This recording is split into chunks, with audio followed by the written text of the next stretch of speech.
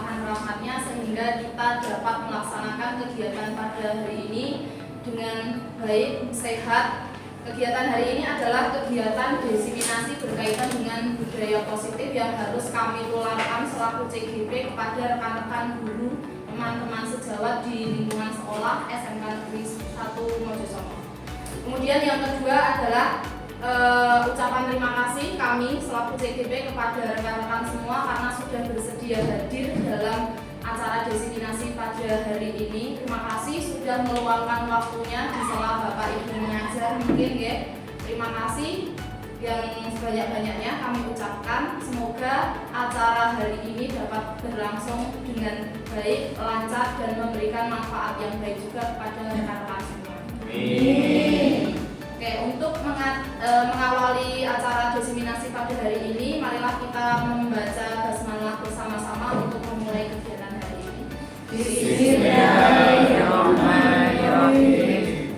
Oke, Bapak Ibu, untuk mengecek semangatnya, boleh kalau saya katakan semangat pagi, Bapak Ibu bisa pagi luar biasa gitu nggih? Oke. Semangat pagi.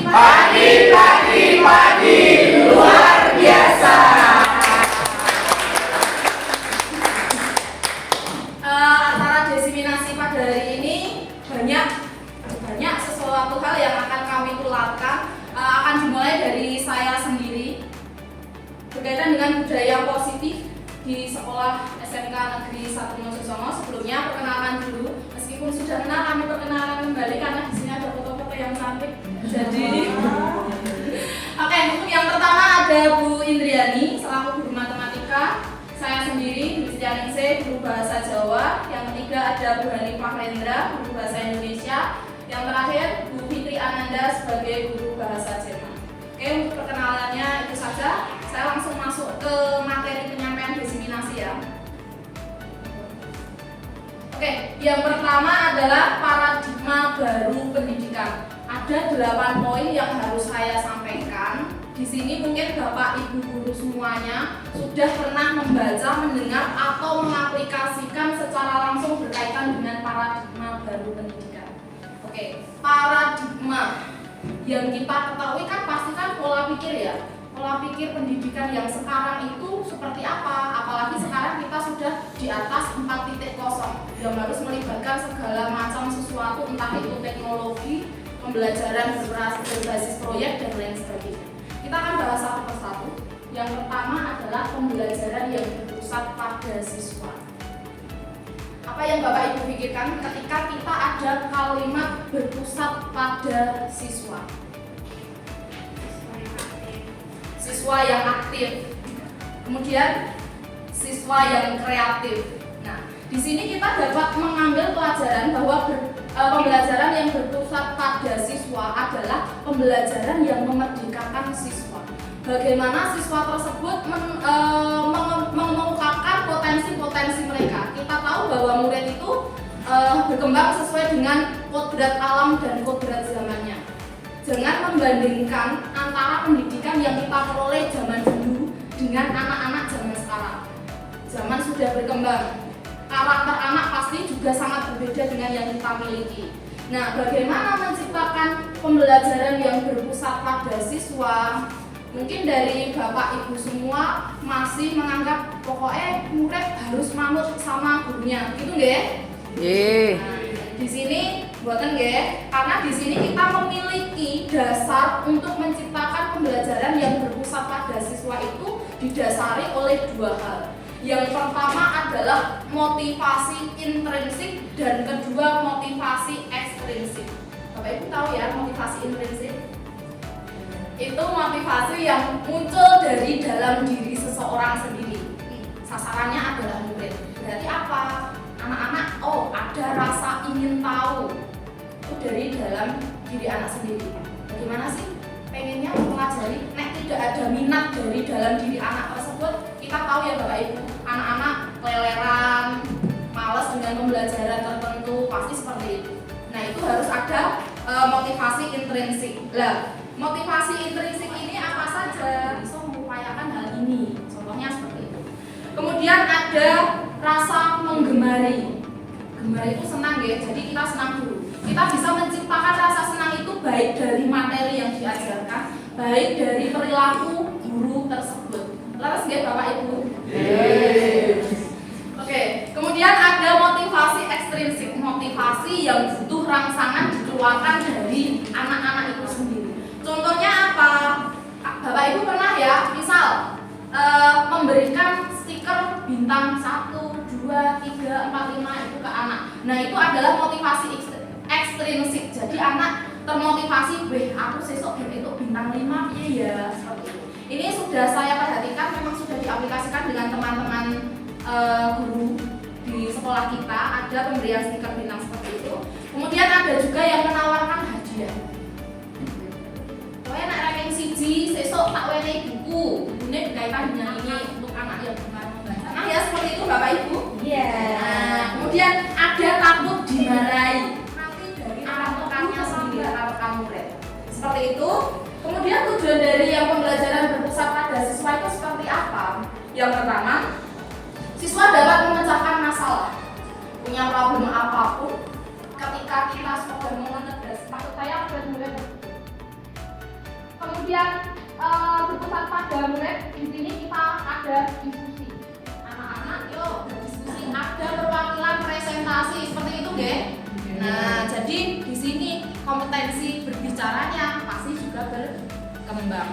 Kemudian ada juga anak diberikan kesempatan menjelaskan selama. Silahkan Bapak Ibu guru nanti mengaplikasikan piye carane anak-anak itu agar juga menjelaskan di dalam kelas.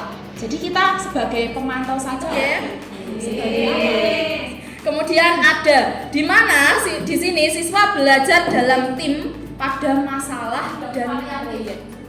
Bisa kita menggunakan HP. Kalau guru komunikasi ya bisa menggunakan fasilitas lab komputer. Kita guru juga bisa ya menggunakan lab komputer, nggih. Nah, di sini dengan penggunaan HP contohnya ada di situ berbagai macam platform pembelajaran yang bisa kita integrasikan bersama anak-anak. Saya sudah pernah coba dengan psikologi.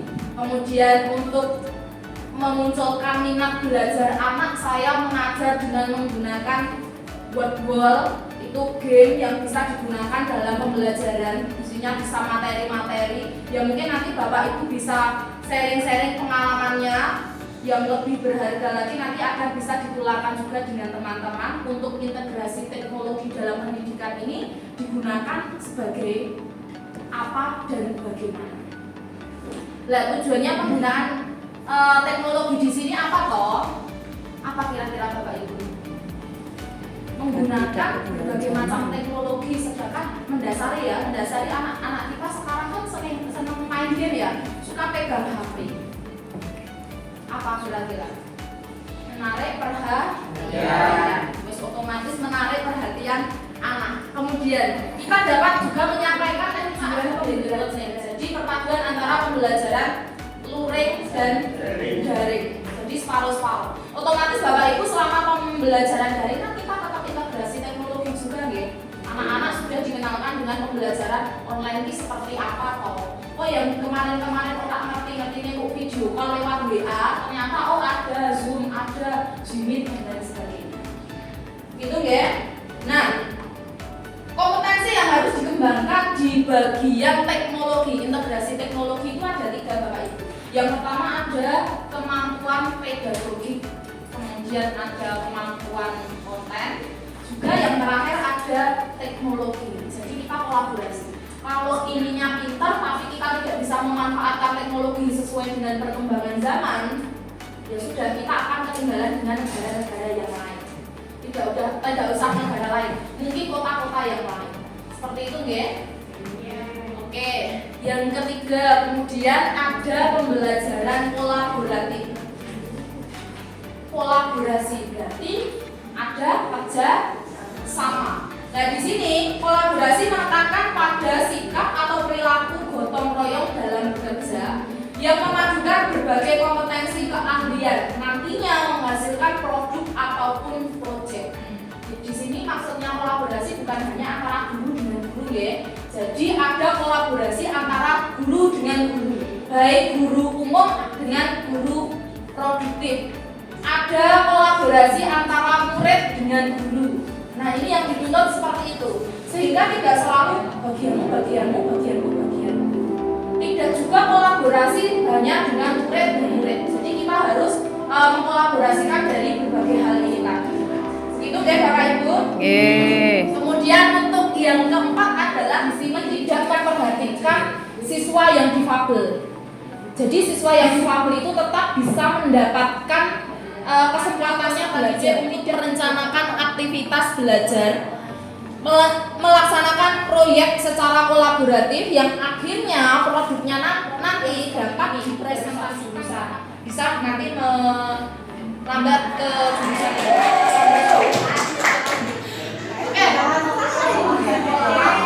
untuk aplikasi di sekolahnya pasti akan banyak.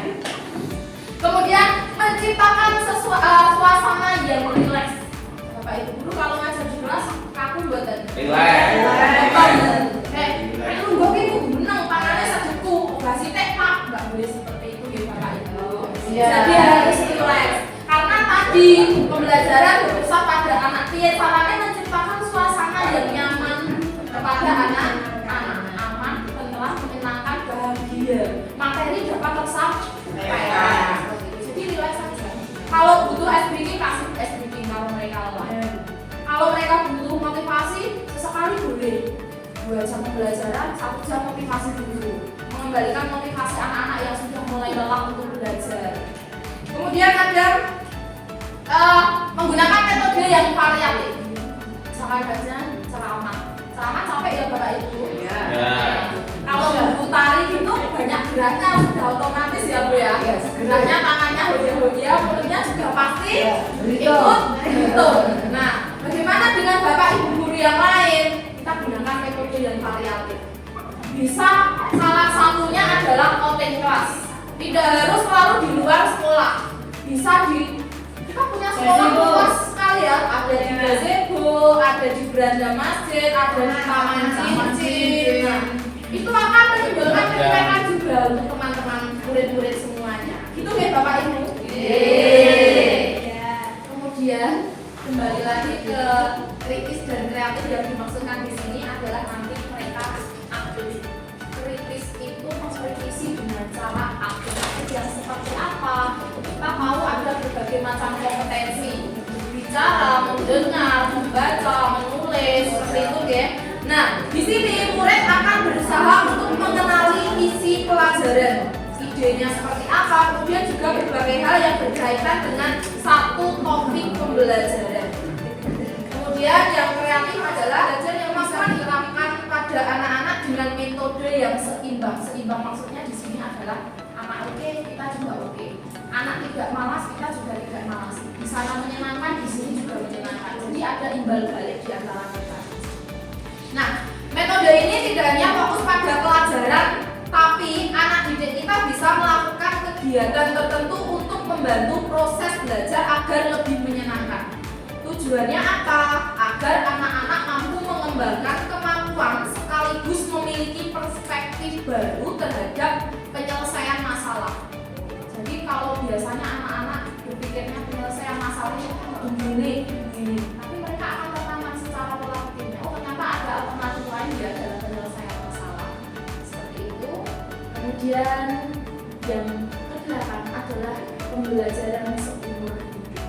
Kita sebagai seorang manusia pasti akan belajar sepanjang hayat, sepanjang hidup. Sudah otomatis itu. Kenapa?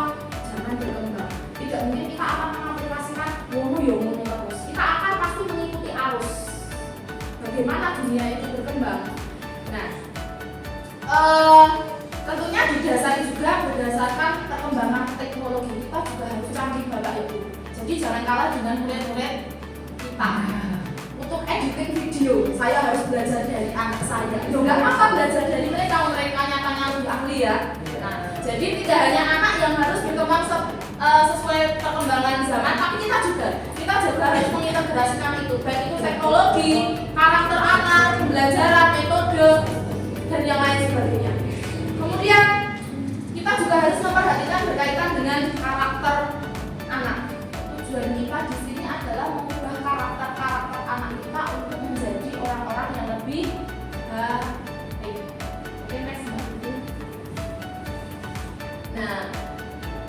dengan cara apa? Budaya positif. Bapak Ibu guru bisa melihat di sini, bisa baca. Budaya positif adalah nilai-nilai, keyakinan-keyakinan dan kebiasaan-kebiasaan di sekolah yang berpihak pada peserta didik agar peserta didik dapat berkembang menjadi pribadi yang kritis, penuh hormat dan bertanggung jawab. Hal ini dilaksanakan dalam upaya menumbuhkan self-disiplin. Bener ya Bu Yana, mocomu? Atau keyakinan kelas, kemudian ada dalam rangka pemenuhan kebutuhan manusia. Ada pemenuhan kebutuhan bahwasanya saya harus terpenuhi rasa senangnya, kebutuhan untuk diakui oleh orang lain, banyak hal nanti. Nah itu semua nanti akan disampaikan oleh teman-teman saya yang lain. Begitu nggak Bapak Ibu? Bisa cek semangat lagi, semangat lagi. Pagi, luar biasa. Oke, penting bahwasanya seorang guru yang baik harus memiliki kemampuan dalam mewujudkan budaya positif di sekolah. Kita mulai dari diri kita sendiri. Contohnya apa? Membuat keyakinan kelas. Keyakinan yang harus kita pegang penuh dalam proses pembelajaran. Kalau muncul masalah-masalah tertentu akan diselesaikan dengan keyakinan kelas.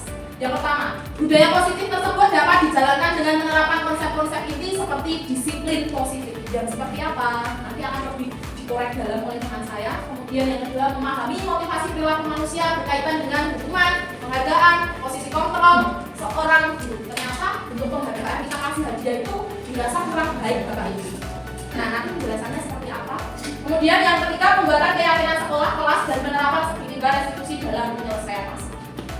Oke, untuk berikutnya akan langsung disampaikan oleh Ibu Fitri Ananda. Waktu dan tempat saya persilahkan. Terima kasih.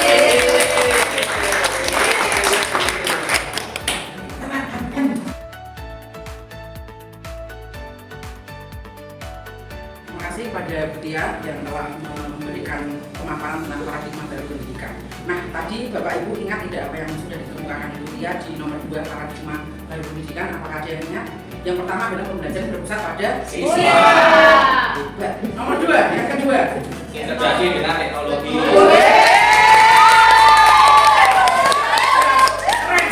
Betul sekali Bapak Ibu. Nah, hari ini kita akan mencoba mengintegrasikan apa yang kita pelajari tadi yang sudah Bu Tia sampaikan dengan teknologi. Nah, Bapak Ibu, tidak ada yang namanya halangan ya, walaupun kita tadi tidak bisa nyambung di sini, tapi tidak apa-apa. Jadi nanti Bapak Ibu melihatnya di sini. Oke, yang pertama Bapak Ibu silahkan tulis ini. Kita akan menggunakan nextpoint.app.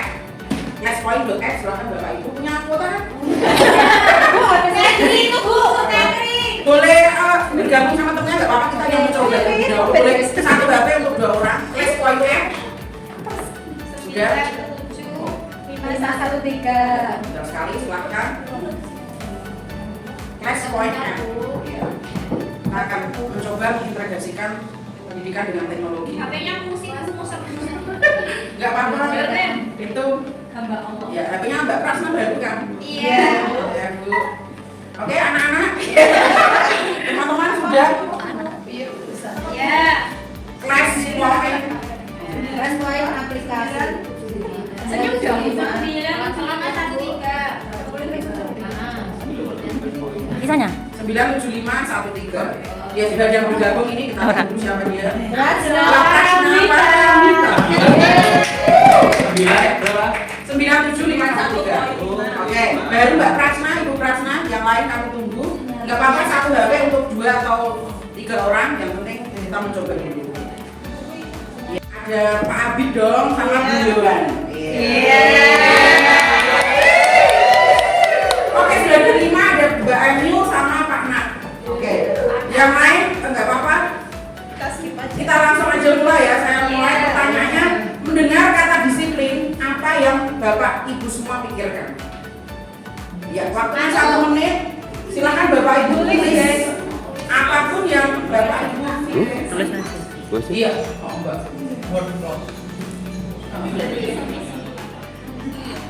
Kita integrasi dengan PowerPoint ya Bapak Ibu, mungkin yang sudah tahu nanti bisa. Iya, ada 8 orang ternyata yang bergabung. Iya, kita cek dulu ya. Jadi ini terlihat Pak Abid. Tek, Iya. saya yang jawab. Patuh aturan, Iya. tegas tepat waktu, mengerjakan sesuatu dengan Karena tepat. masih di situ di class point, siapa yang bisa mendisiplinkan murid? Nah, ini ada A guru, B kepala sekolah, C orang tua, D murid. Kita mulai ya. 1 menit multiple choice. Orang tua. Iya pisan tok iki ya asik cak. Wow, oke. Oke, sambil menunggu. Iya, masih 19. Pastikan Boleh.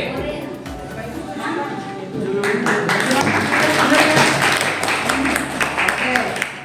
Iya, jawabannya memang yang D ya, yang murid.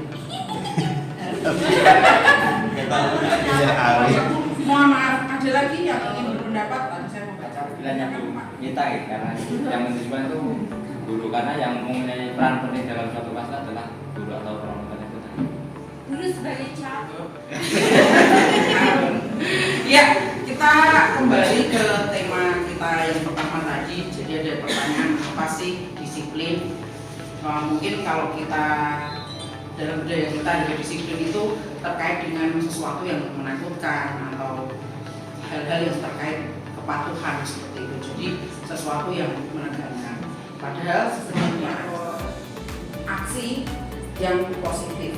Jadi tidak hanya sesuatu yang patuh, sesuatu yang tertib seperti itu. Nah, kebanyakan dari kita mungkin akan tertarik gitu dengan kata-kata disiplin, karena supaya sesuatu berjalan dengan lancar tentunya kita tuh ingin disiplin.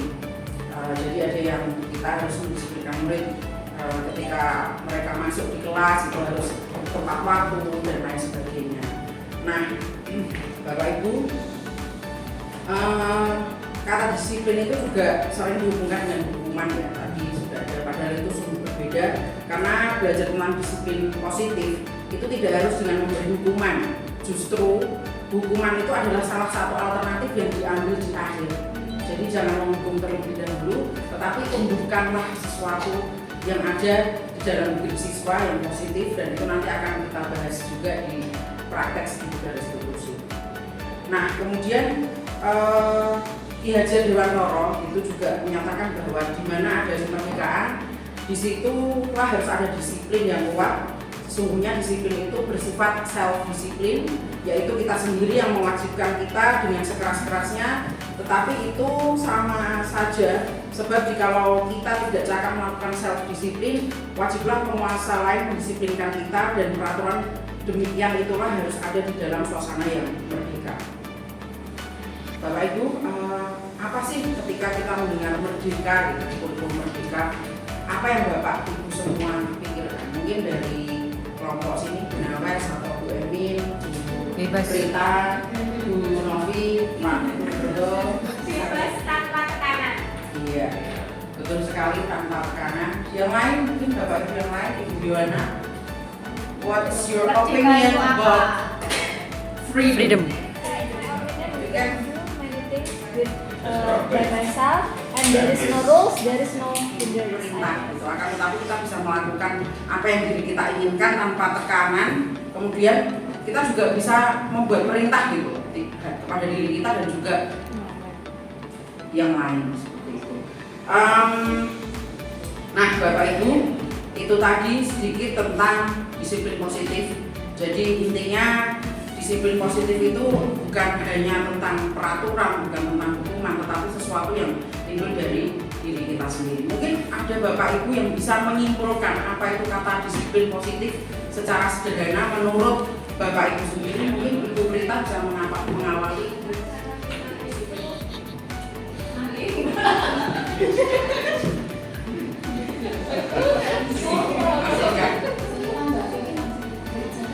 Oh iya. Bapak Ibu yang lain bagaimana tentang konsep disiplin diri, disiplin positif? Kita lanjutkan Bapak Ibu. Oke, lanjut. Benar sekali ya, tadi Bu Prita Widyastuti MPD mengatakan bahwa tujuan sebenarnya dari disiplin positif itu adalah menciptakan anak-anak yang memiliki disiplin diri. Kemudian, nah internal ini yang harus kita kembali sebagai guru, menjadi orang yang diinginkan dan menghargai diri sendiri dengan nilai-nilai yang mereka percaya. Jadi malu tuh melakukan sesuatu karena ini tuh baik gitu loh buat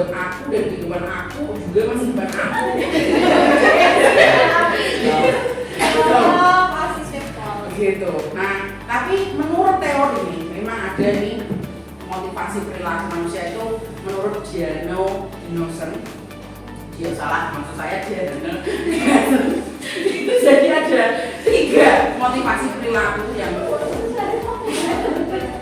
motivasi perilaku pada manusia untuk melakukan sesuatu. Jadi yang pertama ada untuk menghindari ketidaknyamanan atau hubungan.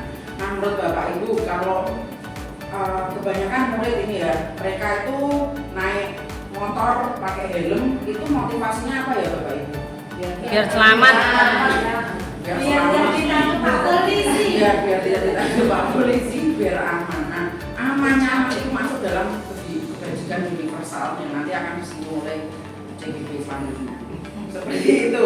Kemudian yang kedua ini tadi untuk mendapatkan imbalan atau penghargaan dari orang lain, satu tingkat di atas motivasi yang pertama. Di sini orang berperilaku untuk mendapatkan imbalan atau penghargaan, dan apa yang akan saya dapatkan sih bila saya melakukan ini. Jadi memang nggak ikhlas kayak gitu mungkin. Aku pokoknya mau imut keren supaya aku dapat perhatian dari Pak Abi, contoh gitu. Contoh ikhlas mungkin. Iya, dapat ini, dapat bintang atau dapat yang lain gitu. Atau mungkin dapat ST jumbo dari Pak. Jelas dia tuh selalu pokoknya paling depan dan menjawab apapun yang dikatakan Pak Adi seperti itu. Dan yang terakhir yaitu teorinya adalah untuk menjadi orang yang mereka inginkan dan menghargai diri sendiri dengan nilai-nilai yang mereka percaya. Ini yang harusnya kita tanamkan. Jadi orang dengan motivasi ini akan bertanya, akan menjadi orang seperti apa jika saya melakukan hal ini. Ketika saya tidak mengerjakan tugas dari usaha ini, apa sih yang dampaknya tuh saya tuh apa kayak gitu. Jadi kan ada anak-anak yang memang sudah punya pemikiran bahwa ketika saya tidak mengerjakan tugas, maka saya tidak akan dapat apa-apa. Makanya mereka dengan tulus ikhlas tanpa beban mereka mengerjakan tugas itu, dan inilah yang harus kita tumbuhkan. Dan ya Bapak Ibu, itu tadi konsep dari disiplin positif dan juga motivasi perilaku murid. Jadi ada berapa tadi, ada menurut Giano Dinosen ada 3 perilaku, ada 3 motivasi perilaku. Yang pertama tidak, dia melakukan sesuatu untuk menghindari hubungan. Yang kedua untuk mendapatkan dan yang paling baik nomor 3 tadi Jadi orang yang diinginkan. ya. Salam CGP kita, salam CGP kita. Kalau ya CGP 11 itu tadi teori dari Giano Dinosen. Oke, jadi intinya tujuan dari disiplin positif adalah menanamkan motivasi kepada murid untuk menjadi orang yang mereka inginkan dan menghargai dirinya mereka sendiri dan menjadi apa yang mereka percaya. Ya, apakah ada pertanyaan terlebih dahulu Bapak Ibu sebelum kita lanjut ke tema yang lebih berat seperti itu? Karena dia sadar bahwa semua itu adalah perintah yang harus dijalani untuk kepentingannya sendiri. Jadi dia terjaga dalam menjalankan ibadah. Oke, terima kasih pemantik yang baik. Ada lagi mungkin dari Bu Prita atau Bu Sarsini Rahayu sebagai tim SPP Keluarga.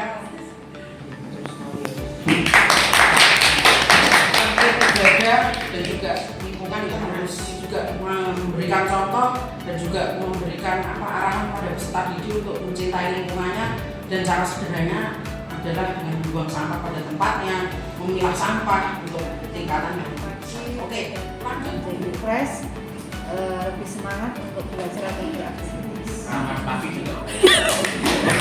Biasanya untuk menjadi pembicara yang baik itu berawal dari pendengar yang baik. Maka dari situ budaya mendengar yang baik ini apabila menjadi karakter setiap siswa itu akan sangat luar biasa sekali proses pembelajaran. Apresiasi yang tidak berlebihan, contohnya seperti itu. Kita memberikan catatan gitu. Jika siswa sudah melakukan sesuatu yang lebih baik, ya kita beri apresiasi yang tidak berlebihan. Contoh memuji ujiannya terkait sifat ataupun perilaku yang dilakukan. Oh, ternyata kamu sekarang sudah bisa bekerja sama dengan baik, ternyata kamu sekarang bisa mendengarkan lebih fokus dan lain sebagainya. Dan juga nanti ada guru, selain itu contohnya guru juga harus memberikan contoh hal-hal kebajikan, ya hal-hal simpel tadi itu kita tertib dan lain sebagainya. Kemudian nanti ada pembelajaran sosial emosional, jadi gimana kita memanage emosi diri agar ya bagaimana ya tidak emosional gitu ketika kita memecahkan suatu masalah, baik itu terkait dengan di kelas ataupun di luar kelas.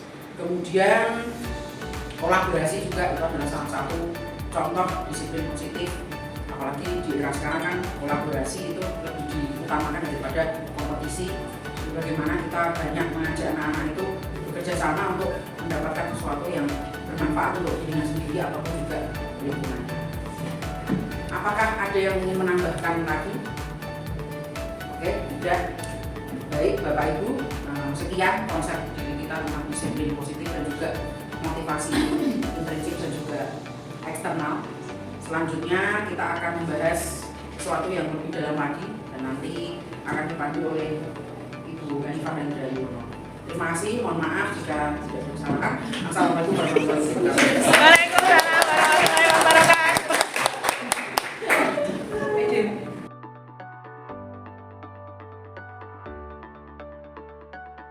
Bismillahirrahmanirrahim. Assalamualaikum warahmatullahi wabarakatuh.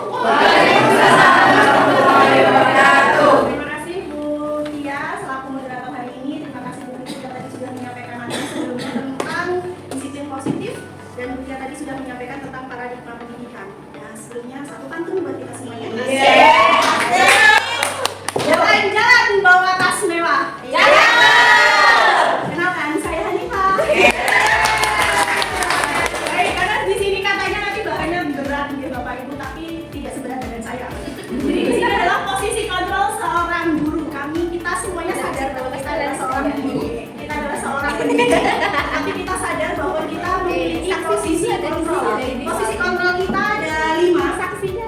Yang pertama sebagai penghukum. Yang kedua sebenarnya ini terbalik, membuat rasa bersalah. Yang ketiga teman, dan keempat pemantau, dan yang kelima yaitu sebagai manajer. Jadi kita sudah belajar paradigma pendidikan yang mana pendidikan kita harus berpusat pada siswa. Kita tekankan lagi di situ berpusat pada siswa. Apa hubungannya dengan posisi kontrol kita sebagai seorang guru? Pastinya kita pasti selalu berhadapan dengan siswa, baik di kelas maupun di luar kelas, bahkan di lingkungan yang lainnya, mungkin tetangga kita juga murid kita sendiri dan sebagainya. Kita memiliki posisi kontrol. Yang pertama yaitu posisi kontrol sebagai penghukum atau posisi kontrol penghukum, di mana seorang penghukum bisa menggunakan hukuman fisik maupun verbal. Sekarang saya tanya dulu Bapak Ibu, kita saling berintrospeksi diri sendiri deh. Mungkin di sini ada beberapa atau mungkin tidak ada. Saya harapannya tidak ada posisi Bapak Ibu sebagai penghukum. Posisi penghukum adalah biasanya menggunakan hukuman fisik maupun verbal. Orang-orang yang menjalankan posisi penghukum senantiasa mengatakan bahwa sekolah memerlukan sistem, atau pada bisa digarisbawahi murid harus mengikuti cara guru. Itulah posisi kontrol sebagai penghukum. Mungkin di sini ada tidak. Meskipun saya yakin tanpa kita sadari kita pernah ada di posisi itu. Ketika siswa melakukan suatu kesalahan kecil maupun besar, pasti seketika kita akan melakukan yang namanya hukuman. Wepong apa mas? Wepong itu biasanya kontrol guru sebagai pemimpin. Lagi menunjuk-nunjuk, menyalahkan siswa. Betul atau betul? Kita perlu tahu siswa itu seperti apa, latar belakang dia melakukan kesalahannya seperti apa. Yang penting pokoknya aku dulu deh, gue menurut aku ikutin aturan main saya. Kalau tidak biasanya dengan hukuman verbal seperti itu. Dasar. Atau mungkin pakai hukuman fisik. Bisa. Push up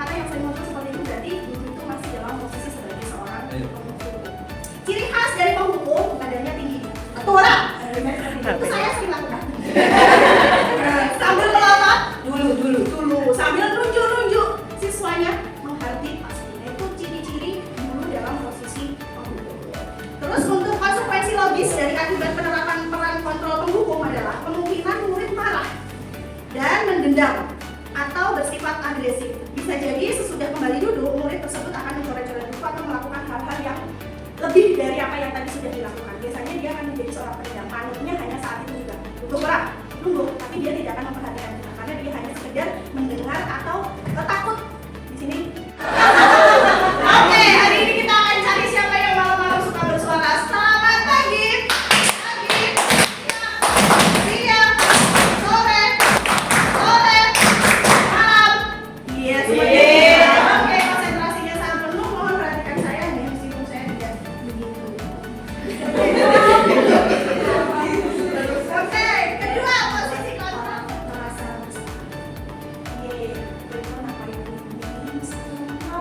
itu contoh sebagai kita sebagai kontrol membuat siswa itu merasa bersalah. Oh iya ya, kalau saya seperti ini kasihan orang tua saya. Nah, kamu melakukan hal itu, nak, kasihan tidak hanya kamu loh yang rugi, orang tua, guru, sekolah, bahkan mungkin tetanggamu akan rugi. Nah, itu juga membuat siswa menjadi merasa bersalah. Dan itulah posisi kita yang kedua, yaitu membuat rasa bersalah. Tapi tanpa kita sadari, kita pun juga pernah ada di posisi itu, betul? Karena ada kondisi-kondisi tertentu memang anak perlu dibuat merasa bersalah agar anak itu kembali lagi pada kesadarannya yang benar. Oke. Terus biasanya kata-kata yang dikeluarkan seperti tadi yang sudah saya contohkan.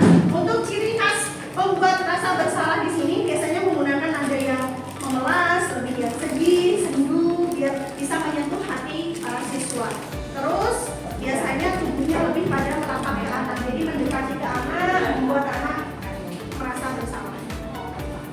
Untuk selanjutnya, untuk konsekuensi logis dari akibat penerapan posisi kontrol pembuat rasa bersalah adalah murid akan merasa bersalah. Memang murid akan merasa menjadi orang yang gagal dan tidak sanggup membahagiakan orang lain. Terus kadang-kala sikap seperti ini jauh lebih berbahaya daripada sikap menghukum, karena emosi akan tertanam rapat di dalam. Murid menahan perasaan, tidak seperti murid dendam dengan penghukum, di mana murid bisa menumpahkan amarahnya walaupun dengan cara negatif.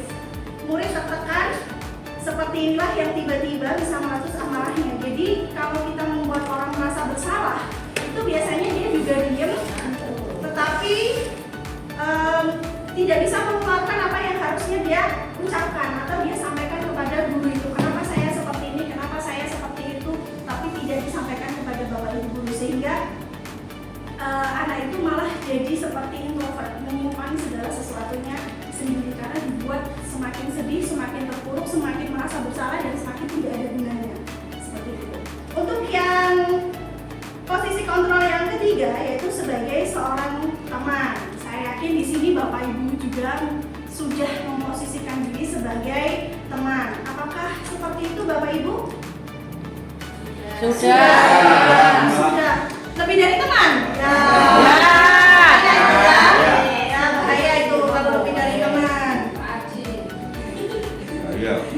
Terus posisi kontrol yang ketiga yaitu sebagai teman. Guru pada posisi ini tidak akan menyakiti murid, namun akan tetap berupaya mengontrol murid melalui kita mengikuti anak-anak sekarang aja. Jadi menganggap mereka itu bahwa seorang itu, nah bila suatu saat guru tersebut tidak membantu siswa, maka siswa akan merasa posisikan diri sebagai teman. Sudah dekat nih, mau menjadi dengan guru tersebut, bisa jadi dampak negatifnya dia tidak akan mendengarkan lagi kata-kata guru tersebut, kita akan ikutin. Kalau bapak ibu gurunya bisa mau kita ngatain sebody shaming apapun itu, tapi tetap aja ketawa karena kita sudah teman. Tetapi di sini tetap antara hubungan teman guru dan siswa itu pastinya ada batasan. Tidak mungkin kita berteman seperti layaknya kita berteman seusia, karena ada jarak usia yang mana harus kita menerapkan yang namanya tata krama, sopan santun dan saling menghormati. Seperti itu dia bapak ibu. Tepuk tangannya dulu dong. Untuk ciri khas posisi kontrol teman adalah ada suaranya ramah, akrab, dan penuh canda biasanya. Untuk matanya suka senyum-senyum, nggak pakai melotot-melotot seperti pembuku. Masa kita berteman, hei, biasa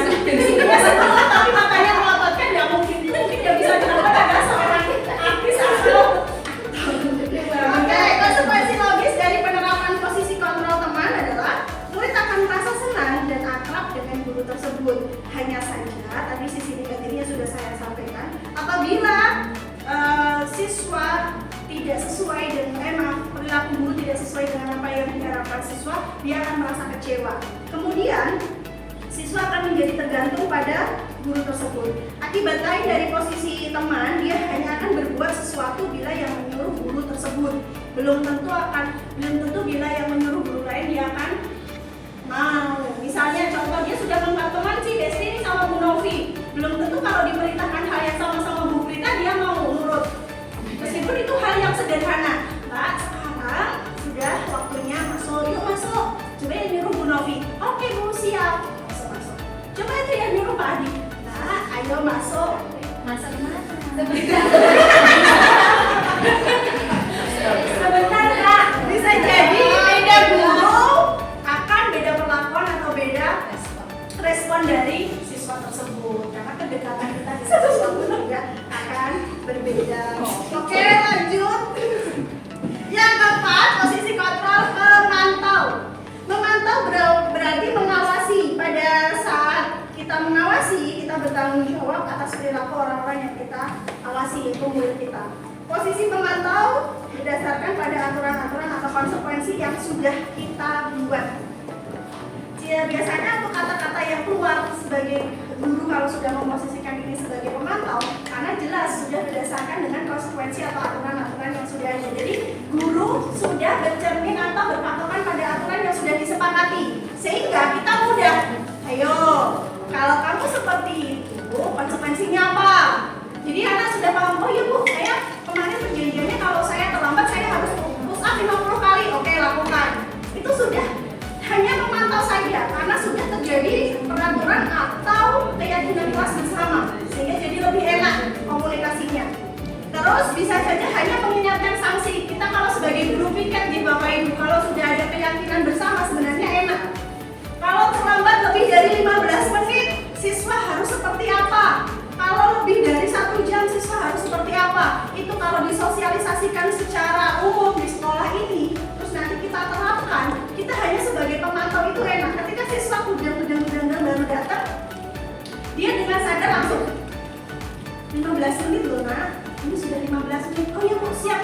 Langsung apa konsekuensinya? Misalnya dia harus disuruh hafalan, mungkin kalau Pak Abid selaku guru agama hafalan surat, oke dia langsung hafalan surat. Kalau guru yang lain harus literasi dan harus misalnya menyampaikan kembali apa yang sudah dia tulis, lakukan itu. Jadi kalau sudah ada konsekuensi bersama atau kesepakatan bersama itu enak, sebagai guru sudah posisinya sebagai pemantau, jadi hanya memantau saja. Terus untuk konsekuensi logis dari penerapan posisi kontrol pemantau adalah murid memahami konsekuensi yang harus dijalankan karena telah melanggar salah satu peraturan sekolah. Guru tidak menunjukkan suatu emosi yang berlebihan. Jadi kita enak, kita juga tidak perlu emosi ketika anak itu terlambat. Kok ini telat terus, kita tidak perlu semotot itu. Karena kita sudah sebagai pemantau, kita sudah ada peraturan, sudah ada konsekuensi yang sudah disepakati bersama, sehingga kita tidak perlu lagi menguras emosi kita. Jadi kita itu di sini sekolah itu bisa happy. Mau anak salah, mau anak terlambat, ayo, kemarin perjanjiannya apa? Konsekuensinya apa? Jadi tinggal dilaksanakan saja seperti itu. Untuk posisi yang kelima yaitu posisi kontrol manajer. Posisi kontrol yang terakhir adalah manajer, yaitu posisi di mana guru berbuat sesuatu bersama dengan murid, mempersilahkan murid mempertanggungjawabkan perilakunya. Di sini bisa saya katakan bahwa yang namanya manajer itu berarti guru menuntun murid untuk mengurat. Semua orang nggak salah kok, nggak apa-apa. Tapi orang yang paling baik, orang yang paling cerdas ketika berbuat salah tidak akan menguranginya lagi. Seperti itu. Jadi enak, siswa menerimanya juga enak. Kita sebagai guru juga tidak perlu lagi emosi yang meledak-ledak untuk mengatasi siswa. Karena tanpa kita sadar bahwa yang kita hadapi adalah Gen Z katanya ya. Gen Z yang mana? Gen Z tapi bacanya seringnya Gen Z gitu. Ya kan Zona tadi ya? Zona. Kan Gen Z jadi Zona. Harus menyesuaikan, harus mengerti anak-anak sekarang itu gaya bicaranya seperti apa, mereka cara bermainnya seperti apa, bergaulnya mereka belajar bagaimana mereka berbicara sehingga kita bisa tadi menjadi seorang teman yang pada akhirnya kita bisa menjadi seorang manajer bagi siswa kita hanya sebagai penuntun. Seperti itu Bapak Ibu, mungkin untuk keyakinan kelas ada yang mau ditanyakan dulu? Ada 5 posisi kontrol, keyakinan kelas 5 posisi kontrol, ada yang ingin ditanyakan dulu? Tidak. Alhamdulillah tidak ada. Semuanya sudah paham? Untuk saya tambahkan lagi ya, untuk ciri khas dari posisi kontrol manager adalah ada suaranya tulus, tidak modus. Tulus, tidak modus. Jadi tidak modus. Teman-teman sama murid itu tulus, dia menghadapi apapun, masalahnya apapun kita tuntun bareng-bareng, tetapi dengan tulus, tidak ada tendensi apapun. Tidak masuk badan. Oke, baik. Karena tidak ada pertanyaan, kita lanjut kepada yang kedua. Selanjutnya Bu. Oke, tepuk tangan dulu Bapak Ibu. Oke, keyakinan kelas. Tadi saya sudah sedikit menyinggung sebenarnya keyakinan kelas. Apa toh itu keyakinan kelas? Mungkin ada dari Bapak Ibu yang paham atau sudah tahu apa itu keyakinan kelas? Pernah mendengar? Kesepakatan kelas guru. Kesepakatan kelas. Ada yang lain? Kontrak. Kontrak kerja yang ditandatangani 5 tahun sekali. Ada lagi kontrak pembelajaran. Ada lagi apa itu keyakinan kelas? Kalau Bapak Ibu mendengar keyakinan kelas itu apa, Gen? Kalau kemarin murid saya ketika saya ajak membuat keyakinan kelas adalah mereka langsung ngomong, Bu, keyakinan kita itu kepada Tuhan yang Maha Esa. Tidak kepada kelas, Bu, katanya seperti itu. Jadi mereka salah persepsi. Keyakinan di sini adalah kesepakatan bersama gitu Bapak Ibu. Beda dengan yang namanya aturan. Kita mengenal yang namanya aturan sekolah, aturan di kelas kan pastilah dari tumbuh dari hati diri sendiri. Terus bersifat di sininya kedua belah pihak karena dilakukan antara guru dan siswa. Keyakinan di sini saya bicara tentang keyakinan kelas. Ini bisa ditampilkan kalau gambarnya. Kemarin saya sudah melakukan praktek membuat keyakinan kelas, di mana saya awali dengan anak-anak menuliskan aturan-aturan yang ada di kelas mereka. Kalian maunya kelas ini seperti apa anak-anak? Kalian mau bikin aturan apa di kelas ini anak-anak? Dan mereka menuliskan di sini. Banyak sekali aturannya. Tidak boleh tidur, tidak boleh mainan HP, tidak boleh buang sampah sembarangan, tidak boleh membuli, tidak boleh, banyak sekali di sini. Nah, dari aturan-aturan yang sudah ada di sini, bagaimana bisa menjadi sebuah keyakinan kelas? Yaitu kita breakdown dulu menjadi sebuah kalimat yang lebih positif. Karena yang namanya aturan tadi saya sampaikan bahwa dia penuh ancaman. Tidak boleh terlambat, dilarang makan. Bersama terlambat maksudnya boleh terlambat, ya betul. Tidak boleh, pasti yang namanya aturan ada kata tidak boleh, dilarang, diwajibkan, seperti itu. Stop apa Pak? Stop terlambat. Saya kira stop mencintai. Oke. Di sini kita breakdown menjadi kalimat positif biar dirasa lebih manusiawi, bisa diterima dengan hati. Contoh tadi dilarang buang sampah sembarangan. Kita ubah menjadi kalimat seperti apa Bapak Ibu? Buang sampah pada tempatnya. Jagalah kebersihan lingkungan kelas. Mungkin jauh lebih bisa diterima. Ketika Bapak dilarang terlambat atau dilarang masuk kelas, biasanya Bapak malah ingat-ingat apa yang di kelas juga dilarang. Nah, seperti itu. Biasanya ketika kita dilarang karena kita yakin bahwa aturan itu ada karena biar dilakukan. Untuk dilakukan. Seperti sekian luar biasa Bapak. Terus ada lagi kalimat mungkinnya dilarang membuli teman. Mungkin kalimat positifnya seperti apa? Boleh membuli. Oke. Saling menghargai teman. Ya Bapak Ibu. Nah di sini ada beberapa kalimat positif contohnya yang kemarin sudah saya yang mereka yakini. Karena nggak mungkin dong ada aturan tapi ada keyakinan tapi tidak ada konsekuensinya. Betul ya? Ya seenaknya saja. Nah ada konsekuensinya kemarin saya lupa untuk menuliskan di sini bahwa ketika ada anak yang melanggar keyakinan, saya akan memposisikan diri sebagai pemantau itu tadi. Pemantau yang nantinya ketika saya masuk kelas, saya masuk kondisinya belum rapi, saya tinggal mengingatkan apa keyakinan kelas kita anak-anak, menjaga kebersihan, ya pasti akan bersih-bersih ketika posisinya itu kelas itu kotor, nah konsekuensinya adalah pada saat itu adalah kita akan membersihkan bersama-sama. Terus nanti kita akan ketua kelasnya terutama yang istilahnya leadernya di kelas itu, kita akan menentukan apa hari ini kita itu mau melakukan apa sesuai dengan apa yang dilakukan. Seperti itu Bapak Ibu. Mungkin ada pertanyaan Bapak Ibu untuk keyakinan kelas. Alhamdulillah tidak ada tepuk tangan. Berarti sudah paham ya Bapak Ibu. Jadi saya dulu sudah pikir. Ya mungkin Bu Prita mau menanggapi. Boleh dong Bu Prita kasih masukan ke kita. Ya. Waalaikumsalam warahmatullahi wabarakatuh. Sangat suka sekali ya apa yang dikemukakan oleh Anda tadi. Memang teori ini mungkin teori yang sangat idealis sekali seperti itu. Aku bisa nggak ya menjalaninya? Tadi sudah diungkapkan ada 5 posisi kontrol, dan yang saya lihat rata-rata saya sendiri sebagai guru BK seharusnya dari 5 itu kita lebih ke condong yang posisi kontrol yang manajer.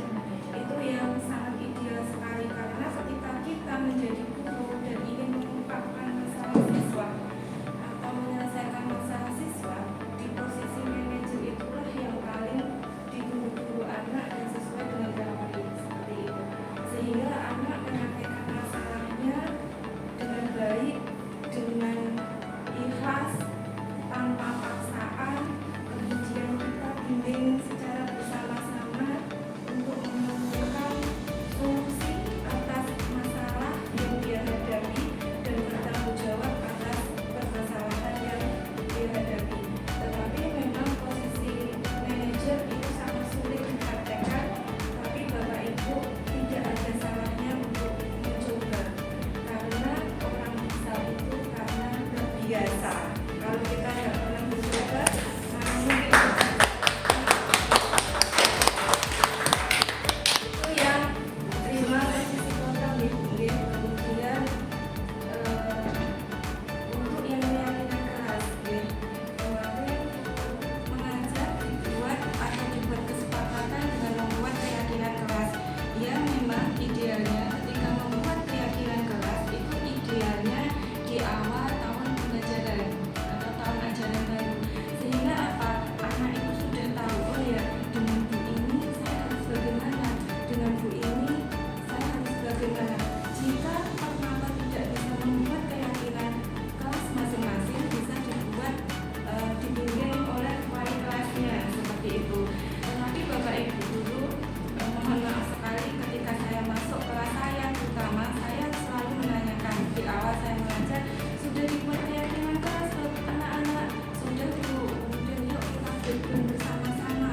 Ternyata ada beberapa versinya adalah biasanya membayar uang kas denda 1.000. Nah hal itu kan tidak diperbolehkan, tadi sudah diterangkan oleh siapa ya tadi, Mutia ya, tidak ada hukuman, tidak ada hukuman sama apa tadi Mutia ya tadi, tidak ada hukuman dan penghargaan ya. Sedikit pun sudah nggak boleh, bahkan kalau kita ngasih stiker pun itu kalau kita ngasih stiker pun itu tetapi cari stiker aku kan stiker kok akan ada juga sifat manusia ya, kembali ke sifat manusia seperti itu Bapak Ibu. Jadi kalau bisa ya penghargaannya jangan berupa bentuk, mungkin ya dialihkan menjadi apresiasi. Bagus keren. Meskipun itu juga jangan terlalu sering dilakukan. Itu nanti juga akan memberikan mindset yang tadi sombong pada anak tersebut. Itu, oke. Bapak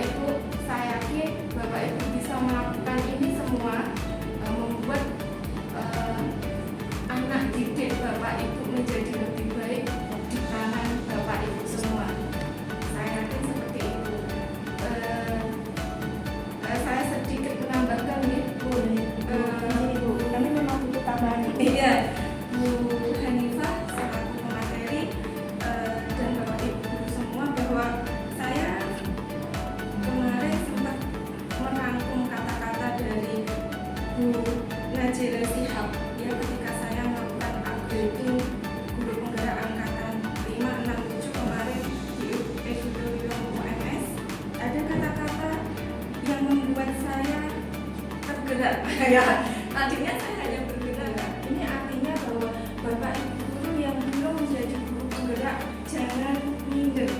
Belum tentu Bapak Ibu guru itu jauh tidak baik, bahkan Bapak Ibu itu jauh lebih baik, bisa saja terjadi semacam itu.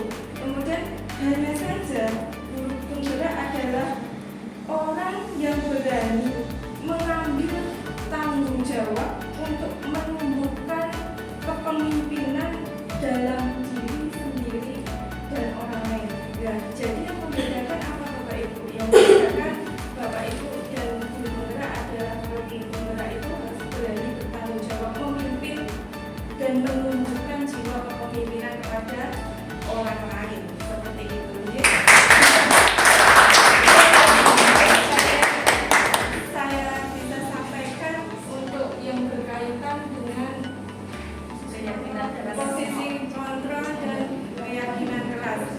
Semangat Bapak Ibu untuk membangun sekolah ini agar lebih maju dan berguna. Amin. Terima kasih. Kita kasih apresiasi. Terima kasih apresiasi. Kita kasih apresiasi.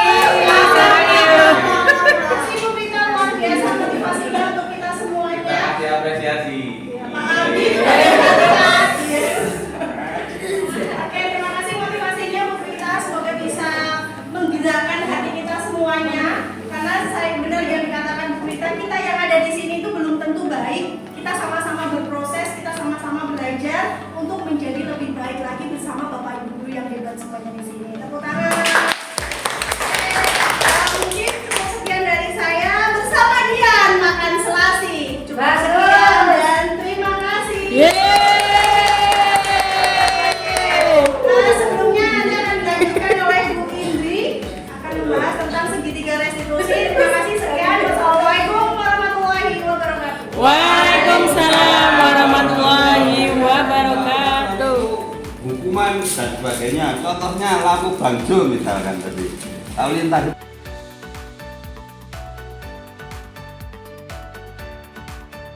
Baik, terima kasih Bapak Ibu semua yang masih hadir di sini, masih setia dengan kami, yaitu menularkan atau diseminasi budaya positif. Itu nggih, tadi sudah diawali oleh Bu Tia, kemudian Bu Fitri, kemudian Marifah. Baik, Assalamualaikum warahmatullahi wabarakatuh. Waalaikumsalam warahmatullahi wabarakatuh.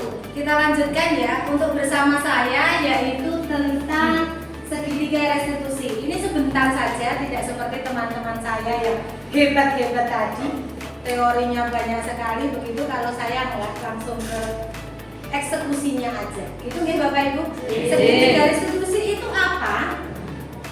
Oke, sebelum masuk ke segitiga restitusi, Bapak Ibu pernah punya masalah dengan anak nggak? Pernah. Apa contohnya coba? Emosi karena apa Pak Abid? Karena berulang kali sampai kita tuh kayak kehabisan apa adanya ya. Cara gitu loh. Dan dia itu diamnya di kelas. Akhirnya mempengaruhi teman-temannya. Oh, dalam hal misalkan bolos, gaduh atau Bukan apa namanya gaduh di kelas, wirawiri, Oke, nanti kita cari solusinya dengan segitiga restitusi, begitu ya. Ada permasalahan yang lain Bapak Ibu? Adakah siswa, misalkan Bapak Ibu yang ngajar jam pertama begitu, adakah siswa yang sering terlambat atau misalkan kalau di mapel matematika tidak mengumpulkan tugas karena ya emang nggak bisa begitu, ada tidak Bapak Ibu? Nah, itu nanti kita selesaikan, cari solusinya dengan segitiga restitusi, begitu ya? Baik, segitiga restitusi itu apa sih sebetulnya? Itu upaya kita sebagai guru untuk menciptakan keadaan agar siswa itu bisa mencari solusi dari kesalahan yang sudah dibuatnya, begitu. Jadi kok tidak ibaratipun kue lho wis telat malah rame misalnya seperti itu, tidak. Jadi nanti bisa tangani begitu. Nah, jadi dengan segitiga restitusi itu kita itu berkaitan dengan posisi kontrol yang sudah diterangkan oleh Bu Hanifah tadi. Kita berada pada posisi mana? Kalau idealismenya kita harus berada pada posisi manajerial, begitu nggih? Nah, kemudian setelah kita cari solusinya, berarti keyakinan kelas yang sudah dibikin, misalkan siswa terlambat, itu keyakinan apa? Keyakinan kelas apa yang sudah disepakati dengan guru dan siswa yang mau dilakukan? Nah, sebelum kita masuk ke sana, itu tahapan dari segitiga restitusi, yaitu menstabilkan identitas. Yang pertama adalah menstabilkan identitas. Nah, ketika menstabilkan identitas, tujuannya adalah mengubah anak yang gagal karena kesalahan menjadi sadar, kemudian dia bertanggung jawab memperbaiki kesalahannya untuk bisa menjadi anak yang diterima lagi di lingkungan belajarnya untuk menjadi anak yang sukses. Itu menstabilkan identitas. Kemudian langkah yang berikutnya adalah validasi tindakan yang salah. Nah, validasi tindakan yang salah itu seperti apa? Anak melakukan kesalahan pada dasarnya karena anak itu memiliki kebutuhan yang belum terpenuhi. Ngaten Bapak Ibu. Jadi sebetulnya kita juga bisa mengacu kepada 5 kebutuhan dasar manusia. Apa saja nih 5 kebutuhan dasar manusia? Ada fisiologis. Fisiologis itu apa? Bisa karena kita lapar, itu bisa masuk ke fisiologis. Kemudian rasa aman atau kasih sayang. Jadi anak itu kadang bikin ulah karena dia nggak dapat perhatian dari orang tuanya, bisa. Karena misalkan anak datang terlambat, itu karena apa? Karena kurangnya kasih sayang orang tua. Orang tua tidak berperan di sini. Ya saya ada orang tua yang dua-duanya bekerja, ada yang berangkat kerjanya jam 2 pagi karena jualan di pasar, begitu ada nggih, banyak nggih. Nah, itu tidak bisa memantau anak, ibaratnya juga lecah bagus bangun, landang sholat subuh, landang mandi, landang mangkat, itu ada yang seperti itu. Begitu nggih? Nah, jadi validasinya seperti itu. Oh, yang berikutnya nah, tadi kalau menstabilkan identitas itu bisa dengan kalimat, misalkan tidak apa-apa nak, setiap orang pernah melakukan kesalahan, tapi jangan diulangi kembali, misalkan seperti itu. Kemudian yang validasi tindakan yang salah, gimana?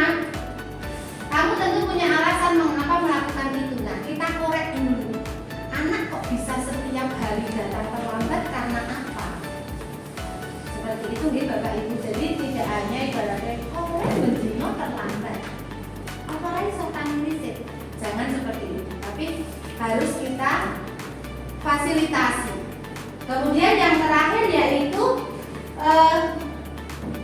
menanyakan keyakinan. Nah, ini berkaitan dengan yang sudah diterapkan tadi di Bu Hanifah, yaitu keyakinan. Jadi keyakinan kelas itu bukan hanya ibaratnya tentang misalkan tadi buang sampah pada tempatnya, anak tidak boleh makan atau makan pada jam istirahat misalkan. Tidak hanya seperti itu. Misalkan bisa ditambahkan ketika anak sering terlambat, anak disuruh ngapain? Seperti itu. Keyakinannya atau kesepakatannya apa? Ketika anak sering terlambat, misalkan 2 atau 3 kali terlambat, anak di jam itu suruh misalkan kayak dia belajar di perpus, kemudian mempresentasikan apa yang sudah dipelajari di perpus itu pada jam berikutnya. Kita kan minimal 2 jam deh. Jadi misalkan ada anak yang terlambat sering, kemudian sudah dikasih sertifikat restitusi, keyakinannya apa? Keyakinan di kelasnya adalah meresum di perpus, kemudian mempresentasikan. Itu bisa. Kemudian misalkan ada anak yang tidak mengumpulkan tugas tepat waktu. Nah, itu tergantung keyakinan kelas antar guru. Jadi di satu kelas itu boleh semua guru mapel boleh membuat keyakinan kelas dengan setiap kelas yang diajar. Begitu nggih Bapak Ibu nggih? Nggih. Nah, itu segitiga restitusi itu teorinya seperti itu. Sekarang kita tampilkan ya, langsung ke videonya aja.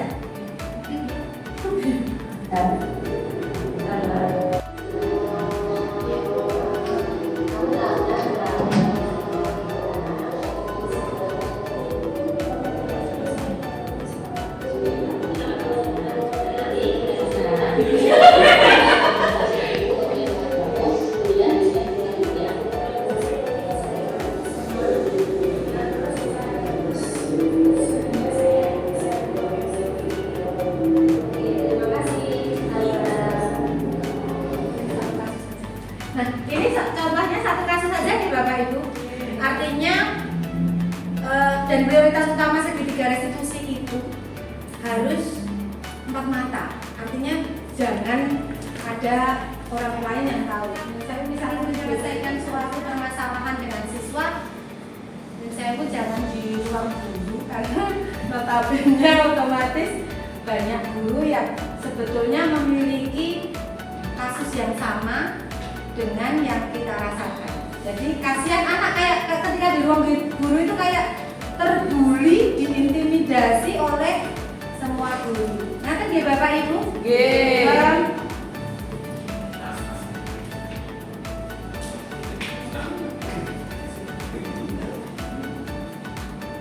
Oke. Bapak Ibu,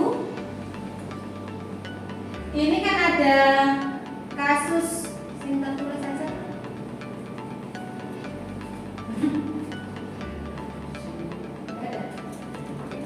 Oke. Nah, sini. Ya. Anto dan Dino sedang bermain bersama di lapangan basket dan tiba-tiba terlihat dalam sebuah pertengkaran adu mulut. Dino pun menjadi emosi dan mengadakan kontak fisik, menarik ke meja. Cara lain yang mungkin lebih efektif karena saat ini Dino berada di ruang kepala sekolah. Ibu Suti melanjutkan bertanya tentang keyakinan sekolah yang disepakati serta apakah Dino bersedia memperbaiki kesalahan yang telah dilakukan terhadap Anto.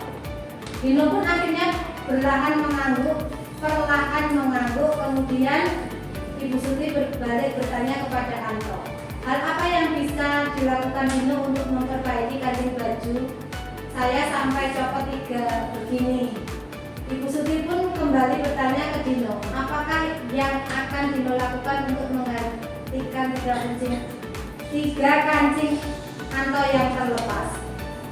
Dino berpikir sejenak, namun menjawab, wah tidak tahu Bu, saya lem kembali mungkin ya Bu. Ibu Suti berpikir sebentar dan menanggapi, kalau dilem kan sudah terlepas kembali Dino, bagaimana kalau kamu menjahit saja? Bersediakah kamu? Dino tampak ragu-ragu dan menanggapi, menjahit? Mana saya tahu bagaimana menjahit Bu? Ibu Suti meneruskan, apa kamu bersedia belajar menjahit? Dino berpikir sejenak, memandang ke meja Anto dan menanggapi, yang mengajari saya siapa Bu? Dengan cepat Ibu Suti menjawab, Pak Irfan, guru tata busana. Dino kembali diam sejenak, memandang ke meja Anton yang tanpa kancing. Akhirnya Dino mengangguk tanpa menyetujui dan sepanjang siang itu Dino belajar menjahit dan memperbaiki kemeja Anton. Terakhir kali terlihat kedua anak laki-laki tersebut, Dino dan Anton, pada jam pulang sekolah. Mereka sudah bercengkrama dan bersenang guru bersama. Pada kasus ini, posisinya sebagai apa, nggih? Ya, ini posisi Bu Sutinya sebagai manajernya. Kemudian hal-hal apa saja yang dilakukannya sehingga Anda mendapat kesimpulan seperti itu sudah ditampilkan sama Flow. Jawab sudah ditampilkan sama Flow. Oke, tidak masalah.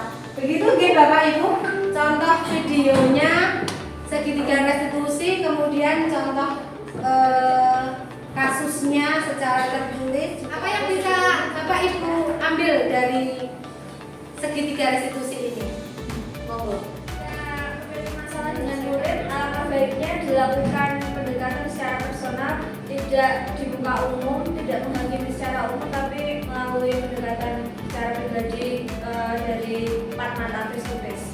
Baik, hebat sekali Miss Yohana. Mungkin ada yang lain dari teman-teman yang lain? Jika anak itu mempunyai masalah, kita jangan langsung mendoktrin, oh kamu salah, enggak. Tapi kita harus mampu telusur dulu.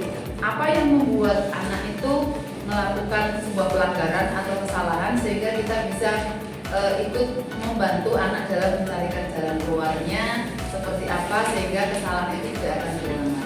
Baik, terima kasih hebat sekali Bu Ayu. Setelah penjelasan tadi, saya juga pernah mendapati pengalaman dari guru TK, kebetulan mengajar di kelas saya. Yang intinya pada endingnya siswa memiliki solusi pada permasalahannya sendiri. Gitu.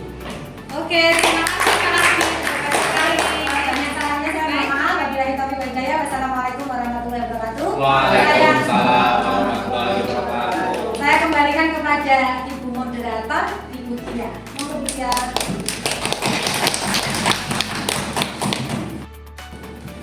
Oke, Bapak Ibu semua masih semangat ya untuk menerima materi? Sudah tidak ada materi Bapak Ibu. Saya hanya akan melakukan refleksi deh. Oke, saya mau mengulang dari tepuk yang tadi sudah disampaikan dari Mas Bapak Mas Ina. Tepuk yang benar. Tepuk pagi, malam.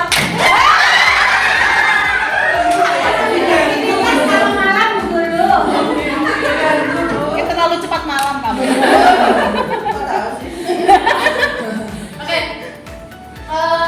dari apa yang sudah disampaikan teman-teman semua tadi, ada dari saya sendiri, ada Bu Fitri Ananda, Bu Hanifa, dan Bu Indri. Di sini kita hanya akan menekankan kembali kepada nilai-nilai. Kenapa hilang ininya saja? Nilai-nilai yang ingin ditekankan, nilai-nilai kebajikan universal apa yang ingin ditekankan kepada anak sisi kontrol, apa yang paling tepat tadi kita gunakan Bapak Ibu? Manajer. Ada 5 posisi kontrol, tapi yang paling tepat diaplikasikan kita sebagai seorang guru adalah sebagai manajer. Boleh sebagai teman ya dengan murid kita, tapi itu sudah di luar jam pembelajaran. Tapi kalau ada kasus, mohon diterapkan posisi kontrol sebagai seorang manajer. Kemudian tadi saya juga mendengarkan agak sering-sering berkaitan dengan keyakinan kelas yang masih menimbulkan tanda tanya ya. Intinya keyakinan kelas di sini adalah sesuatu yang ingin dipercayai bersama antara guru dan murid, diyakini, disepakati dan dilakukan. Untuk apa? Agar anak itu tidak memandang segala sesuatu hal dari sisi negatif. Jadi untuk membuat keyakinan kelas kita tidak boleh dulu. Saya menggunakan kata tidak boleh, seharusnya tidak boleh lagi. Tidak boleh ada kata jangan, tidak boleh dilarang. Hindari kata-kata seperti itu. Kita ubah dulu menjadi kalimat positif, sehingga nantinya bisa menjadi suatu kebiasaan yang itu muncul dari dalam diri sendiri. Tidak usah sebagai oh ini nek orang ini kok ini loh. Jadi jangan sampai asal muncul oh tidak dihukum. Ini hanya sebagai ancaman. Jangan seperti itu ya. Nah, mengingat tujuan kita adalah pembelajaran yang merdeka belajar. Keyakinan kelas dibuat secara bersama. Kemudian ada dari verifikasi berkaitan dengan korelasi posisi kontrol dan segitiga restitusi. Sudah sangat banyak sekali ya Bapak Ibu. Intinya di situ kita harus bagus-bagus menempatkan diri kita sebagaimana mestinya sebagai seorang guru. Oke, di sini mungkin ada sesi tanya jawab. Ada sesi tanya jawab, mungkin tidak lama. Mungkin 2 pertanyaan cukup. Ada yang ingin disampaikan, tidak bertanya juga boleh. Tapi maksud saya tidak bertanya adalah kalian Bapak Ibu guru sharing-sharing. Ada kasus apa di sekolah kira-kira belum menemukan solusi, mari kita di sini berbagi. Kira-kira dari posisi kontrol ini, segitiga restitusi nanti penerapannya apa yang bisa kita ambil, apa yang akan bisa kita lakukan untuk menumbuhkan kesadaran diri murid-murid kita agar oh sesuk luwih disiplin, sesuk luwih tertib, sesuk luwih apik. Seperti itu. Monggo ada yang mau menyampaikan? Silakan. Ustaz Khairul. Siapapun Fitri mungkin Bu Fitri. Oh, direct. Katakan. Tidak pasti ada apa.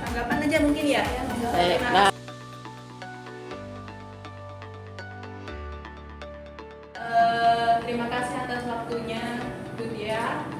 Saya sangat berterima kasih kepada keempat CGP yang ada di sekolah ini yang menghadirkan saya di sini, membuat saya sadar bahwa setiap permasalahan yang ada di sini itu pasti ada sebab akibatnya. Dan permasalahan yang kita hadapi dengan peserta didik itu sebenarnya mereka ada faktor-faktor eksternal maupun internal yang penyelesaiannya tidak bisa dirumuskan oleh kita sendiri. Jadi kita sebagai umat manusia kita harus menelusuri faktornya apa, penyebabnya apa, dan melakukan pendekatan secara personal. Seperti yang dikatakan Miss Indra tadi, sebaiknya dilakukan dengan face to face, dari hati ke hati mungkin bahasanya ya, sehingga tidak ada hati yang merasa tersakiti, tidak ada yang merasa terintimidasi. Ya, terima kasih kepada keempat CGP kita beri atas waktu dan ilmu yang sangat bermanfaat ini.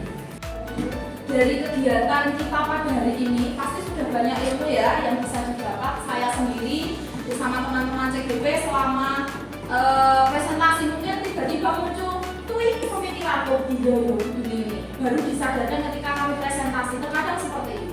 Nah, di sini ada refleksi yang berkaitan dengan adakah hal-hal menarik dan di luar dugaan Bapak Ibu semuanya sebelum ada diseminasi ini. Adakah hal-hal yang menarik di luar dugaan Bapak Ibu sebelum dan sesudah mengikuti diseminasi? Yang kemarin cara pikir saya seperti ini, yang sekarang seperti ini, ya kan?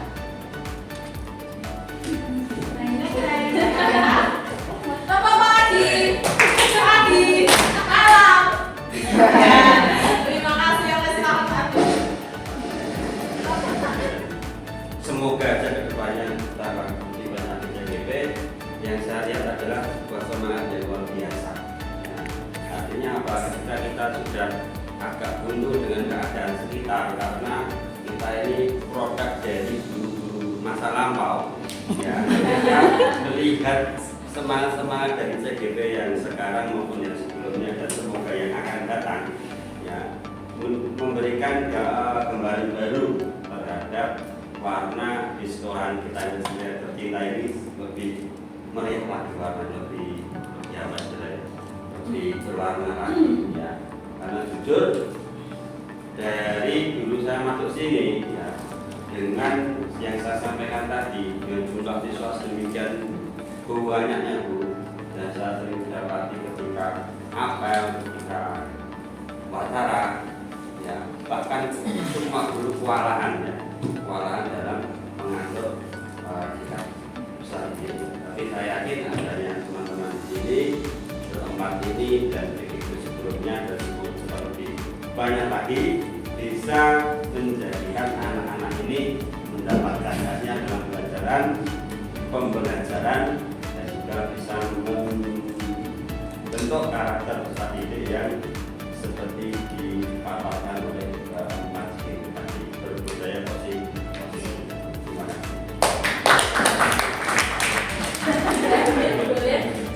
Aku berjawab.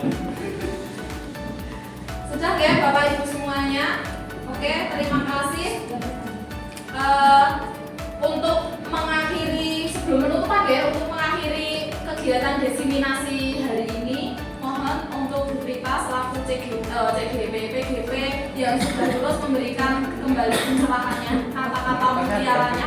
Ibu tadi sudah diterangkan tentang budaya positif yang terdiri dari beberapa materi ya, banyak sekali memang budaya positif itu materinya menurut saya paling menyenangkan ya, karena sesuai dengan kondisi siswa bagaimana kita harus mengajarkan sesuatu yang baru kepada siswa, memahami siswa sesuai dengan kebutuhan dan karakter siswa, seperti itu.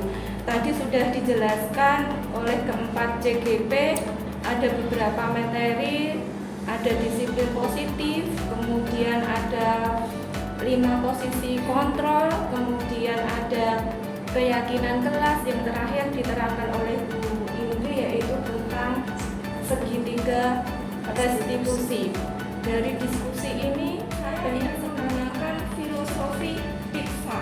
Bapak tahu pizza? Tahu. Ibu tahu pizza? Suka saya, Bu. Suka. Apalagi kalau gratis. Pizza gratis. Iya, Bu Emil buat pizza enak sekali ya, Bu. Iya. Iya. Pizza. Tempat pizza itu apa? Loyang. Loyang. Wadah pizza ketika sudah jadi kardus. Bentuknya apa? Bulat. Setelah dimakan Habis. bentuknya Ibu Segitiga. itu artinya apa? Mereka berbeda bentuk ya. Saya sedikit baca ya biar tidak salah gitu ya. Tadi saya sempat menulis gitu, oh ya ada perbedaan, berarti harus disinergikan biar bersama ya. Tetapi Pak, Bu, meskipun kita berbeda bentuknya, yang paling penting mereka berada di wadah yang sama, bersama sesuai fungsi dan kegunaannya ya. Itu diartikan begini, persamaan itu tidak perlu dipaksakan. Kamu tidak perlu sama dengan saya pun tidak perlu sama dengan kamu. Seperti sebenarnya itu tidak melakukan pertanyaan yang melakukan eksplorasi, tetapi yang terus menggali. Jadi kalau bisa ketika kita masalah tidak boleh berganti topik. Misalnya kamu tahu ibu tanggung di sini, dia kan akan cerita, kita nggak boleh terus saya itu dikasih tahu loh sama guru atau kalau kamu gini itu nggak boleh. Harusnya kita tanya kamu tahu nggak kamu kali kesini ya saya punya masalah terus dia cerita mengenai apa aja dan jangan lupa kita juga harus memberikan apa ya gestur kontak bahasa tubuh itu juga penting. Jadi anak merasa kita perhatikan apa yang dia katakan, apa yang dia katakan kita memperhatikan. Misalnya kenapa kamu ambil kesini ya apa kan Bu?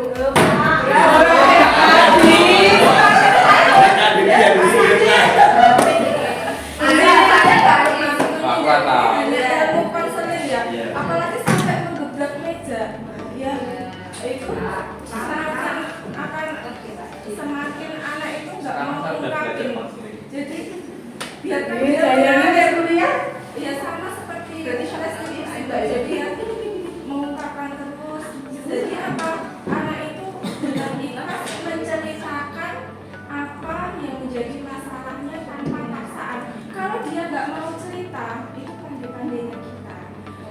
Ya, pandai-pandainya kita, Bapak Ibu, memang saya yakin, misalnya dengan kata-kata begini, saya yakin untuk menarik kepercayaan bagi seseorang itu memang sulit, nggak gampang kita dengan orang lain. Tapi bisakah tidak ada masalah untuk percaya sama ibu seperti itu? Kalau enggak juga nggak apa-apa kok. Nanti dengan sendirinya anak lama-lama akan berpikir, saya yakin akan berpikir untuk oh ya itu memiliki istri percaya orang.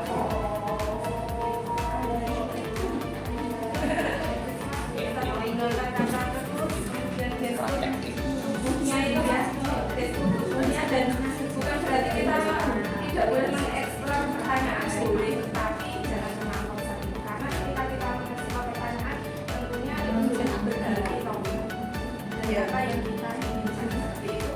Kemudian biarkan anak itu menemukan solusi sendiri atas masalah yang dia hadapi. Jangan kita memberikan solusi. Oh ya bapakku aku berarti kesini nilai, kamu harusnya dia keluar dan lain sebagainya. Kita pancing anak itu untuk menemukan solusi sendiri terhadap masalah yang dia alami. Itu bisa dikatakan itu masuk dalam proses coaching ya. Jadi anak menemukan sendiri atas solusi permasalahan yang dia hadapi seperti itu. Jadi ketika dia mengatasi masalahnya itu atas inisiatifnya sendiri dan atas pikiran dan hatinya sendiri. Dan ketika solusi itu dari hati dan pikirannya sendiri, itu akan cenderung lebih dia dia laksanakan daripada kita memberikan solusi seperti itu. Ya. Ya. Jadi kita tidak boleh mengintervensi solusi. Kita boleh memberikan masukan, tetapi dikembalikan lagi silahkan kamu solusinya kamu ambil yang mana daripada dari solusi-solusi yang sudah ada tadi. Itu ya Bapak Ibu. Ya. Jadi ada sharing-sharing saja. Mohon maaf dengan sepenuhnya sama-sama belajar di sini. Dan apabila yang tadi saya katakan itu salah, itu adalah murni dari saya pribadi. Apabila apa yang tadi saya katakan ada benarnya, itu murni kebenaran dari Allah. Terima kasih Bapak Ibu diskusi hari ini. Assalamualaikum.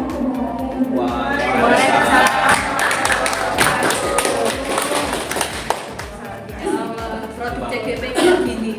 Subhanallah. Oke, luar biasa sekali Allahu Akbar. kata-kata dari Bu Prita ya.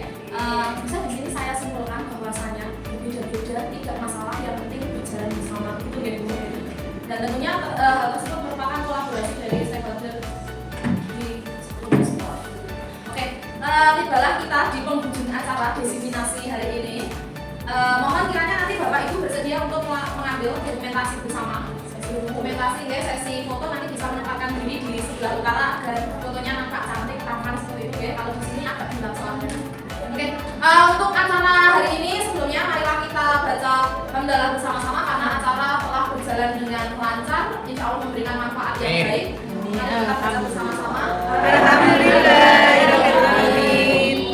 Kurang lebihnya dari saya mohon maaf, tentunya banyak kata yang kurang berkenan di hati Bapak Ibu semua. Saya mewakili tempat CGP yang ada di sini, mohon maaf yang sebesar-besarnya. Saya ucapkan terima kasih juga untuk kesediaannya berpartisipasi di sini. Saya akhiri, terima kasih. Assalamualaikum warahmatullahi wabarakatuh. Waalaikumsalam.